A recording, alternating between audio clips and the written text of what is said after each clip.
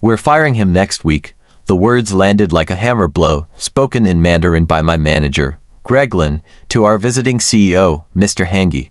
They thought they were alone in the break room, two men speaking privately in a language they believed was theirs alone. They didn't know I was on the other side of the door. They didn't know that every syllable reached me, cut through me, and told me exactly what they had planned. My name is Kevin Matthews, 34 years old, quality control engineer at North Peak Engineering for the past 3 years. I wasn't supposed to hear that sentence. I wasn't supposed to understand it. But life has a way of planting tools in you long before you know you'll need them. For me, that tool was Mandarin. My father had worked for an automotive supplier, and when I was 16, he was assigned to Shanghai. 5 years in that city shaped me more than any classroom ever could. I learned patience. I learned how to wait and listen. I learned that silence could be more powerful than speech. And I learned Mandarin. Those years built me into someone who could stand in a hallway decades later, coffee mug in hand, and hear his manager discuss firing him as though he were a disposable part. Greg had asked me that very morning to prepare to train Jacob Torres, a new hire starting Monday. Fresh graduate, bright-eyed, hungry, willing to take a lower salary. I should have recognized it then, but the truth was I'd already seen the signs. Greg had been distancing me for months, brushing aside my suggestions in meetings, cutting me out of client calls, filling the office air with Mandarin phrases meant to exclude. He thought it gave him power. He thought it gave him privacy. What it really gave me was insight. I walked back to my desk, staring out over the factory floor through the glass partition. Machines moved with steady rhythm, cutting steel, welding parts, feeding the supply chain of Detroit's auto industry. Half of those processes had been streamlined by me. My improvements had saved the company nearly $200,000 last year alone. Yet Greg was planning to discard me as if I were nothing. I opened the training schedule he had sent. For Jacob, 3 weeks, meticulously organized. Quality systems, payroll procedures, supplier databases, everything I knew. It wasn't training, it was extraction. He wanted my knowledge transferred cleanly so I could be swept away without disruption. I stared at that document, remembering another man I had once admired, my father. He had been loyal to a fault at his plant in Vancouver before Shanghai. When his company restructured, they asked him to train his replacement. He thought dedication would be rewarded, that loyalty would protect him. 6 months later he was gone, discarded like yesterday's news. I was 16, watching him drag himself home with eyes hollowed out by betrayal. That day I promised myself I would never let anyone use me like that. Yet here I was, walking his same path. Greg had been my mentor once. He had hired me fresh out of college, taught me the ropes, introduced me to suppliers, trusted me with responsibility. For years I respected him, admired his ability to balance American operations with the Chinese leadership that had acquired North Peak 2 years ago. But something shifted. The private Mandarin conversations with Hangi became more frequent. I would catch fragments: efficiency, cost reduction, restructuring. His trust in me eroded quietly. He began questioning decisions he once left in my hands. When I proposed a new vendor that could cut costs by 15%, he killed the idea. Without reason. When I caught a defect that might have caused a recall, he presented it as his own discovery to the board. He started excluding me from strategy sessions, scheduling important meetings when I was tied up on the floor, assigning me routine tasks while junior engineers handled complex work. And then came Jacob. Even before he officially started, Greg paraded him around with enthusiasm I hadn't seen in months. The way he spoke of Jacob's potential, his fresh perspective, his impressive degree, it was clear. He was grooming him, not just as an addition, but as my replacement. That day, in the break room, confirmed it. This wasn't about performance. It was about replacement. Greg's timing was calculated. Train Jacob, ensure smooth continuity, then cut me loose. It would look professional, even reasonable, a business decision about efficiency. Nothing personal, clean, unquestionable, but what Greg didn't know was that my time in Shanghai had armed me with more than language. It taught me to listen between the lines, and that night, when the office emptied and silence settled over the building, I stayed. I didn't open quality reports. I didn't review production metrics. I began digging, access logs, system permissions. Financial approvals, anything that could tell me what Greg was really doing while I was too busy working to notice. The deeper I went, the more the shape of his scheme revealed itself. My role at North Peak had always been to be the reliable one. When engineers called in sick, I covered their shifts. When deadlines loomed, I worked weekends. When clients were upset, Greg sent me because I could translate technical failure into human language. I was the one who made things right, quietly, without recognition. And yet here I was, scheduled for disposal. Thursday morning, the final piece clicked into place. I overheard Greg on a call with HR, again in Mandarin. This time it wasn't theoretical. He was discussing severance packages and exit procedures. My severance package, my exit procedure. Kevin has been a solid contributor, but we need to optimize headcount, he said. Jacob brings fresh energy and costs significantly less. We can justify the transition as part of our efficiency initiative. I stared at my screen, unable to move. 3 years of 60-hour weeks, 3 years of solving problems no one wanted, 3 years of believing competence mattered reduced to a line item in Greg's spreadsheet. The anger came hot and immediate. I wanted to storm into his office, slam my hand on his desk, and force him to acknowledge me. But the fury burned out quickly, leaving something sharper, colder, clarity. 4 months he had been isolating me, stripping away my visibility, transferring my relationships, reshaping the narrative. He wasn't just replacing me, he was erasing me. But Greg had miscalculated. He thought I was just another employee, blind to his whispers, obedient to his commands. He didn't know I understood every private word. He didn't know I could trace his actions through the company's digital fingerprints. And he didn't know that I wasn't about to walk quietly into the night. That afternoon, I began my real work, not process improvements, not audits of defective parts. I started documenting everything: payroll records, expense reports, vendor payments. Slowly, methodically, I built a picture of financial operations. What I found wasn't just irregular. It was criminal, fake vendors, fabricated invoices, expense reports for trips that never happened, personal purchases billed to company accounts. Each transaction calculated to slip beneath audit thresholds, small enough to escape notice, consistent enough to add up. It wasn't sloppiness, it was a system, and it had been going on for years. Greg wasn't just firing me to save money, he was firing me because I was the one person with both the access and the skills to uncover his scheme. He was cutting out the only threat to his empire of theft. I leaned back in my chair, looking through the glass into his office. He was on the phone again, probably with Hangi, smiling that smug smile he wore when speaking Mandarin. He thought he was untouchable, but I knew better. I knew exactly what game he was playing, and I was about to change the rules. The discovery left me trembling, not with fear, but with an energy I hadn't felt in years. Every fraudulent invoice, every fabricated expense was a puzzle piece, and as I fit them together, the image sharpened. Greg wasn't a clever manager, streamlining operations. He was a thief siphoning the company dry. I realized then that firing me wasn't just about efficiency or salary, it was about survival. He had seen me as a risk, the one person who might stumble across his tracks, the one man who knew enough Mandarin to understand his secretive calls. And he was right. I was a risk he could no longer afford. But he had made a fatal mistake. He had underestimated me. That night, I copied everything. Expense logs, vendor lists, internal memos, travel receipts. I downloaded backup files onto an encrypted drive I kept for personal projects, a habit from years of guarding my work against system crash. Only this time, the files I guarded weren't designs or reports. They were evidence that could destroy Greg if placed in the right hands. Yet evidence alone wasn't enough. I knew corporate games, knew how easily truth could be buried. Under bureaucracy, HR would side with him. They already were.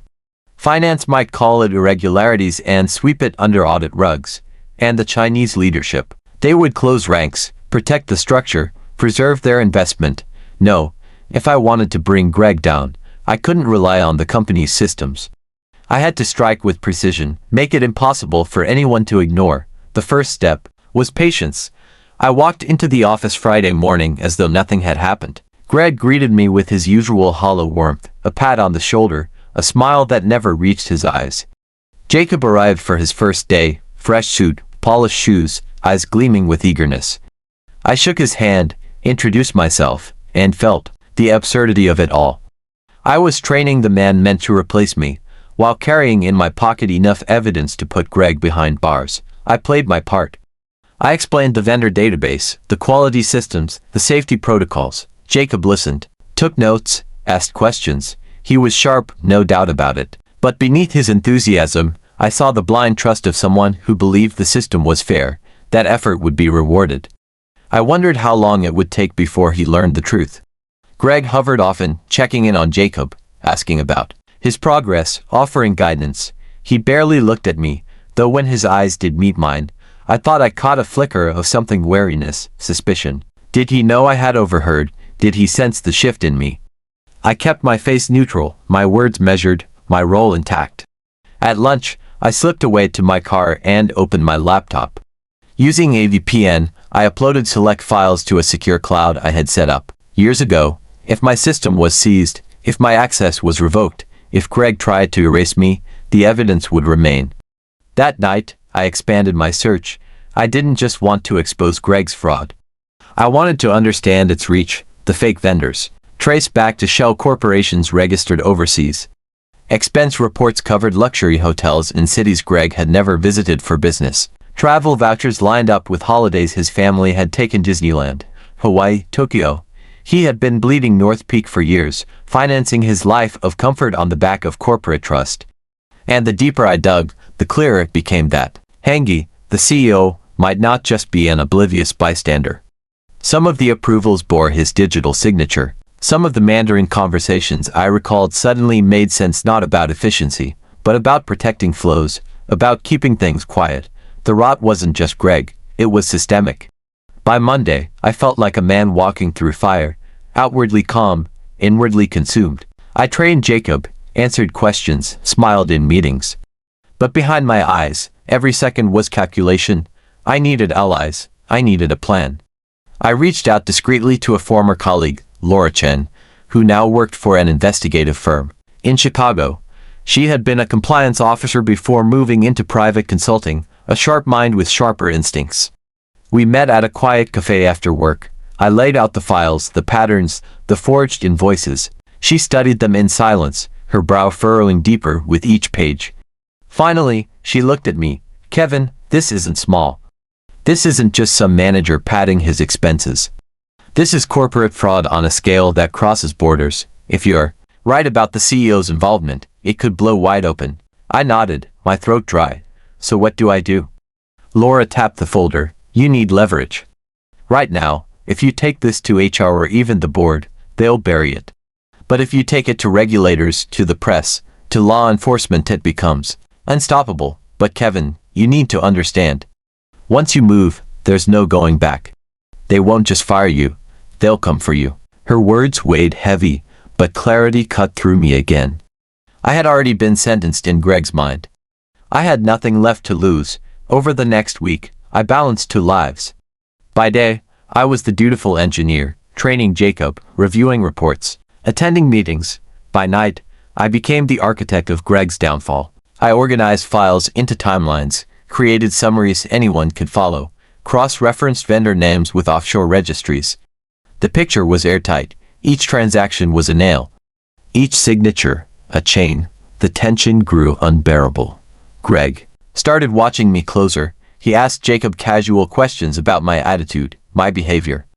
Once, he stopped by my desk, resting a hand on the back of my chair, leaning too close. "Everything going okay?" he asked softly, his Mandarin accent slipping through. I smiled, steady, smooth as ever. His eyes lingered on me a moment too long before he walked away. That night, I barely slept. I kept replaying that look, that suspicion. He knew something, or maybe he just sensed it the way predators sense when prey stops being afraid. By Thursday, Laura had connected me with a federal contact, someone in the Securities and Exchange Commission who specialized in cross-border fraud. We set a meeting for the following week. My evidence would be reviewed. If validated, it would trigger a full-scale investigation. But the danger wasn't abstract anymore, it was real, breathing down my neck. Friday morning, I arrived to find Greg already in his office, blinds half drawn, voice low on a call.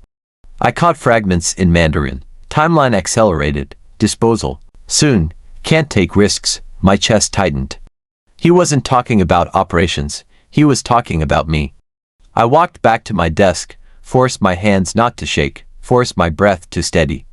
My exit was no longer scheduled for next week. It was coming sooner, much sooner. I knew the walls were closing in. Greg's call that Friday morning wasn't just strategy, it was a death sentence for my career, perhaps more. He had accelerated the plan, disposal soon. Those were his words, and they weren't careless, men. Like Greg didn't speak without precision.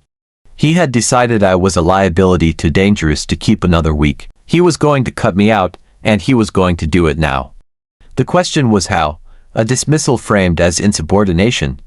A sudden restructuring announcement, or something more sinister, given what I had uncovered about his connections.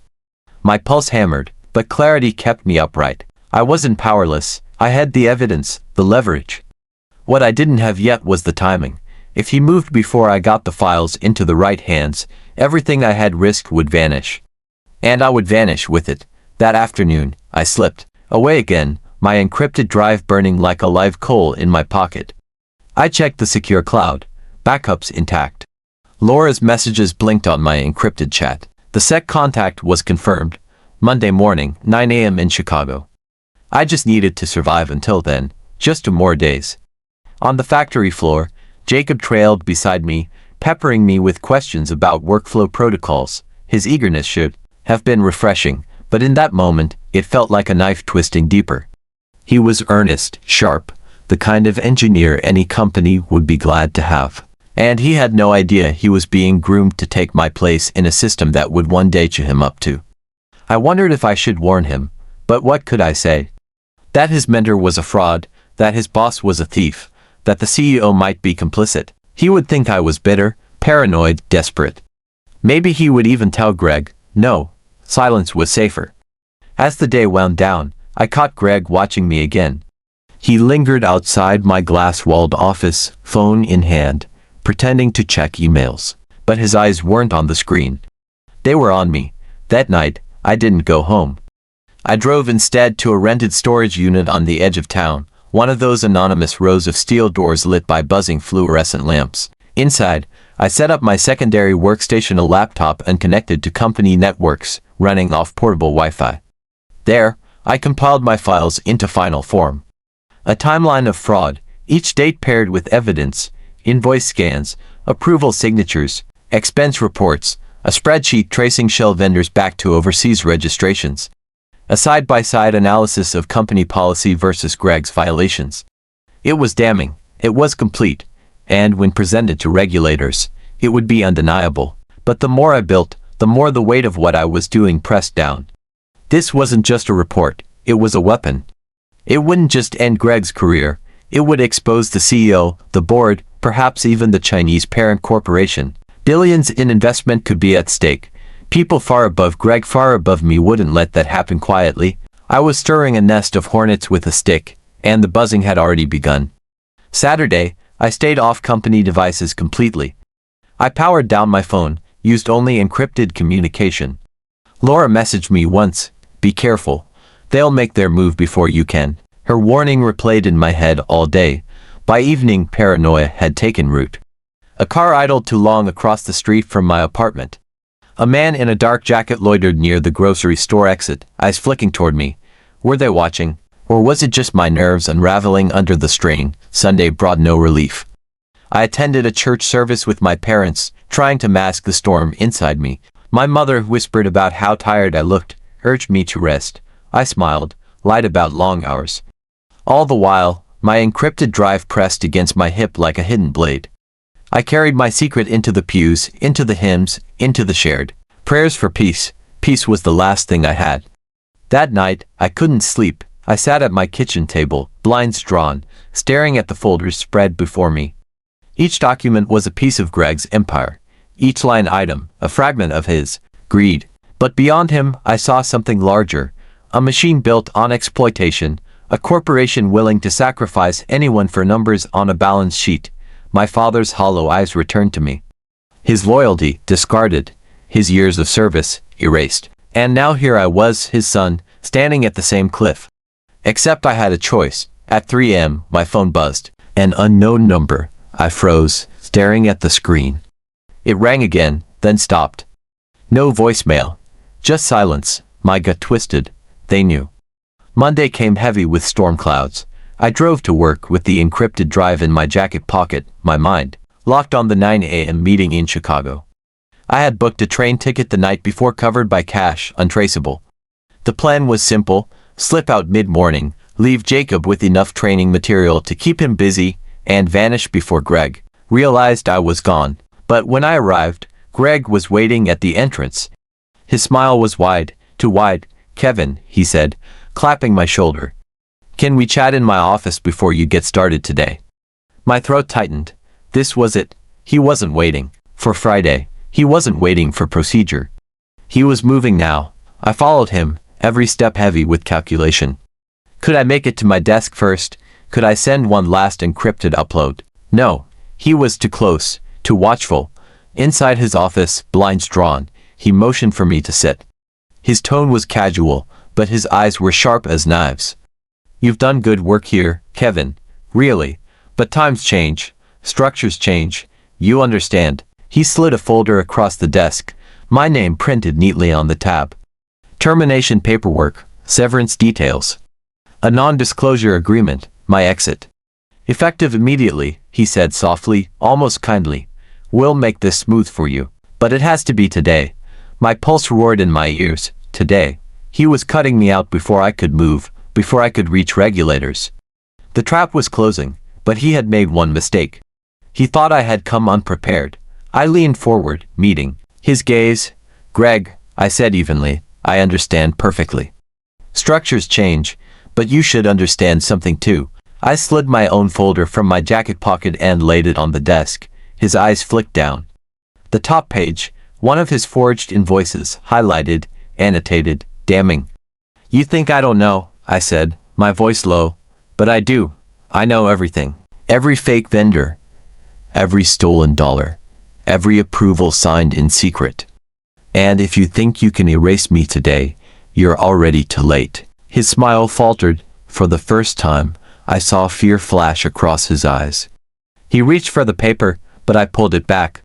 "Copies are off-site, encrypted, already shared with people who know exactly what to do if I don't check in. Fire me, threaten me, try to bury me, it won't matter. The truth is out." The room thickened with silence.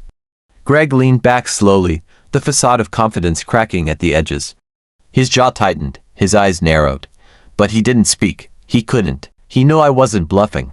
I stood, folder still in hand. "So here's how this is going to work. You leave me on until Friday. No sudden moves, no suspicious paperwork. I walk out with my severance, clean. And Monday morning, you'll find out just how unstoppable this really is." I didn't wait for his reply. I walked out, each step heavy with defiance, the eyes of the office staff following me as though sensing something seismic had shifted. Greg didn't stop me. He couldn't. That night, on the train to Chicago, the city lights blurred past my window as I clutched the encrypted drive. My life at North Peak was over, but the war I had just declared was only beginning.